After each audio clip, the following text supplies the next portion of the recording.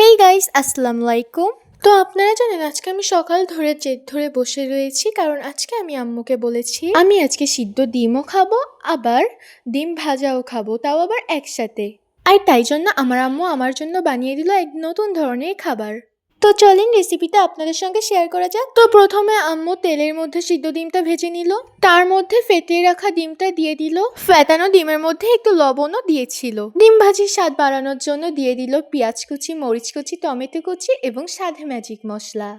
আপনারা চাইলে এখানে ম্যাজিক মশলার বদলে নুডলসের মশলাটাও দিতে পারেন।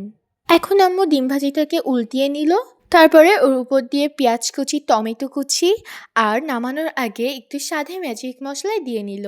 তো এই যে এটা এখন আমার আম্মু প্লেটে নিয়ে নিল। এরপরে একটু ডেকোরেশন করে নিবে। তো ডেকোরেশনের জন্য এখানে আম্মু শসা কুচি, টমেটো কুচি আর একটু পেঁয়াজ কুচি উপর থেকে ছড়িয়ে দিল, সাথে একটু সস দিয়েছিল। আর এটা খেতে কিন্তু অনেক টেস্টি হয়েছিল, আর আপনারাও চাইলে এটা ট্রাই করতে পারেন। তো আজকের ভিডিও এ পর্যন্ত। ভালো লাগলে অবশ্যই লাইক, কমেন্ট, শেয়ার করে দিবে, একটি ফলো দিয়ে দিবেন। আবারও দেখা হবে অন্য কোনো সময় অন্য কোনো ভিডিওর সঙ্গে। সে পর্যন্ত সকলে ভালো থাকেন। আল্লাহ হাফেজ।